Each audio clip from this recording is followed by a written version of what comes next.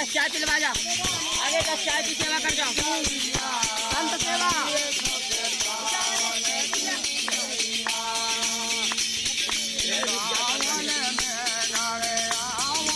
आगे चाय पिलवा जा काका।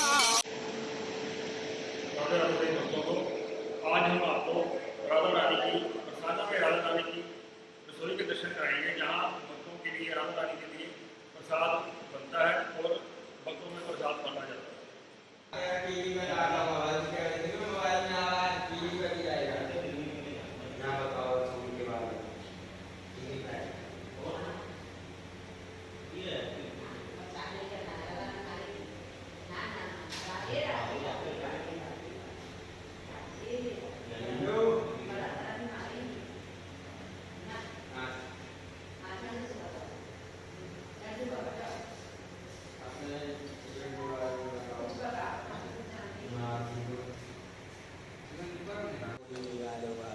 सलमा है कोई भैया बानी है।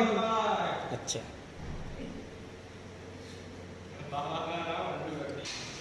राधा राधा सभी भक्तों को, हम इस समय मौजूद हैं बरसाना के राधा रानी महल में, राधा रानी की रसोई में। आइए श्रीकांत गोस्वामी से जानते हैं कि यहाँ पे कितने तरह के जो प्रसाद हैं जो ठाकुर जी और राधा रानी को लगाए जाते हैं और कब कब कौन सा भोग लगाया जाता है और सुबह कितने बजे शुरू होते हैं। इसके बारे में हम पूरी जानकारी अपने दर्शकों को देंगे। तो बताएंगे कि किस तरह की गोस्वामी जी यहाँ पे भोग लगते हैं यहाँ पे और कब कब कौन सा प्रसाद मिलता है और सुबह कितने बजे शुरू हो जाते हैं। राधे राधे सभी को। हम आपको रसोई के बारे में बताएंगे। तो राधा जी की रसोई है, यहाँ से सारी सामग्री ठाकुर जी के भोग, जल, फूल, माला आदि सामग्री सब नहीं से जाती है। तो इसके बारे में आपको जानकारी देंगे। तो ठाकुर जी की मंगला आरती होती है सुबह। तो ठाकुर जी के लिए प्रसाद भी लगता है, जल भी लगता है, फूल आदि आते हैं बगीचा से। तो राधा रानी का जल आता है राधा बाग से, जो यहाँ से मंदिर के पीछे 1.5 किलोमीटर है, वहाँ से जल आता है। और ठाकुर जी के लिए तुलसा जल आती है, फूल आते हैं, गुलाब, इत्र आता है, दही दूध अभिषेक होता है। पहले ठाकुर जी का मंगला आरती के बाद ठाकुर जी माँ के बिहारी राधा रानी स्नान करते हैं। मंगला आरती के बाद स्नान होता है, फिर उसके बाद श्रृंगार आरती का लंबर आता है। ठाकुर जी का जब स्नान हो जाता है उसके बाद श्रृंगार आरती होती है।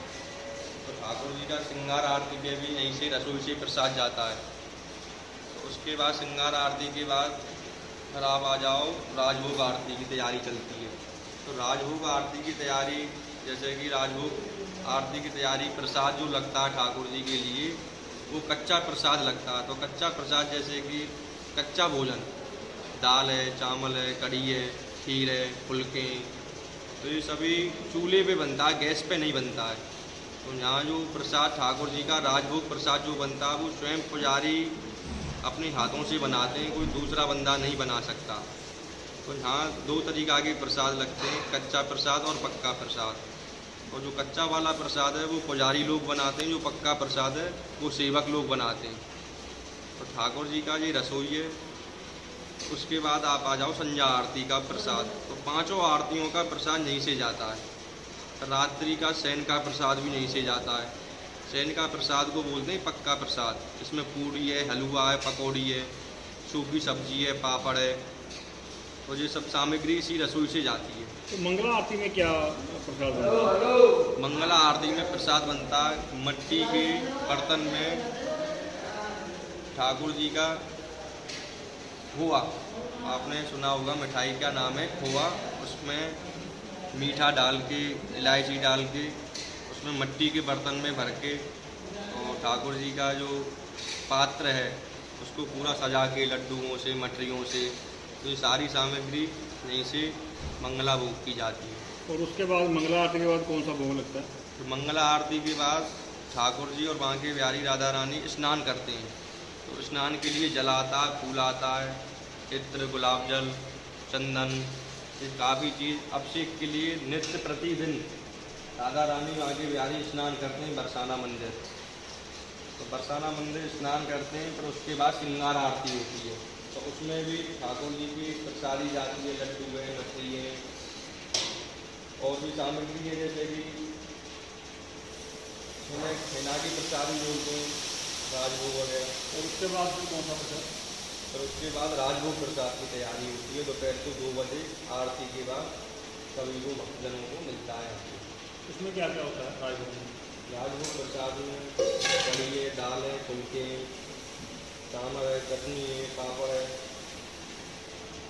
और उसके बाद राजभोग के बाद जो शाम को मंदिर खुलता है 6 आरती इसके बाद दोपहर इसकी आरती के बाद संध्या आरती पे ठाकुर जी के लिए पकौड़ी भोग जाती है, रबड़ी जाती है, मठरी जाती है, लड्डू जाते हैं।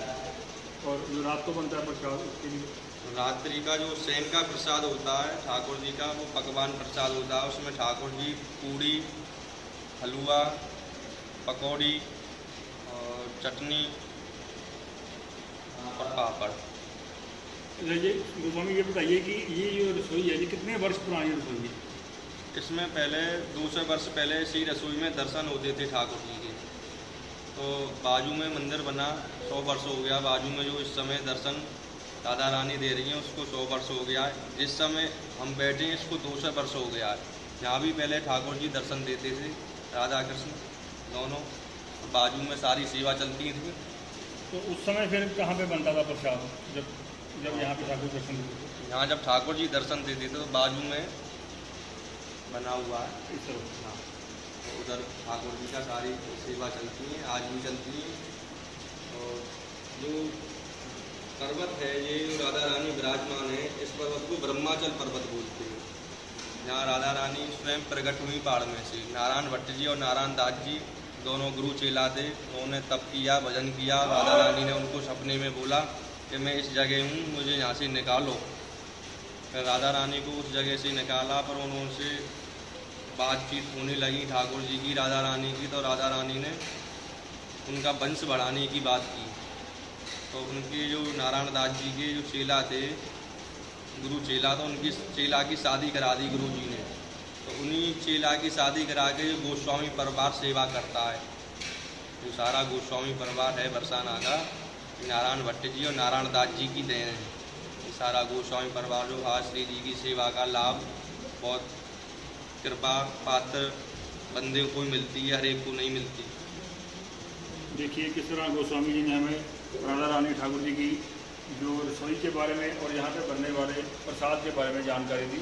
राधा रानी के महल से जुड़ी और भी जानकारी हम आपको देते रहेंगे। बरसाना धाम से विकी शर्मा की रिपोर्ट।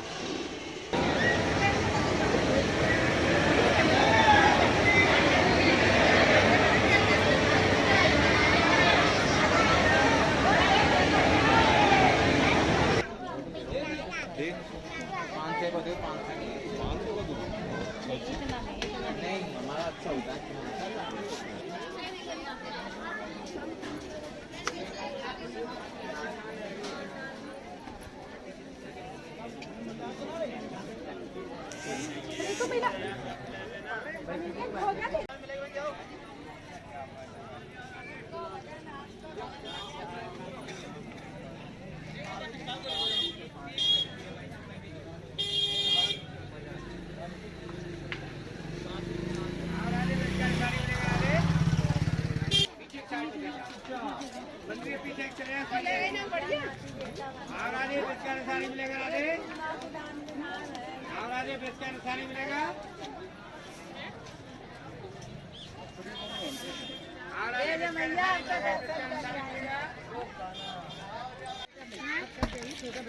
नहीं खाने का नहीं है।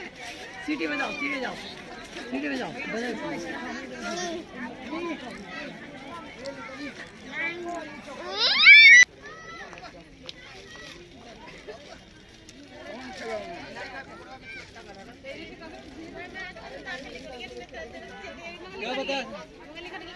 बता रहा हो ना।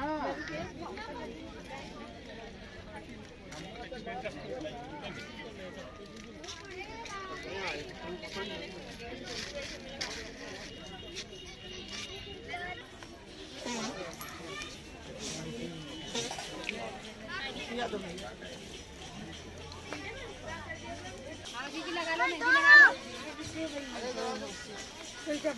चलता है।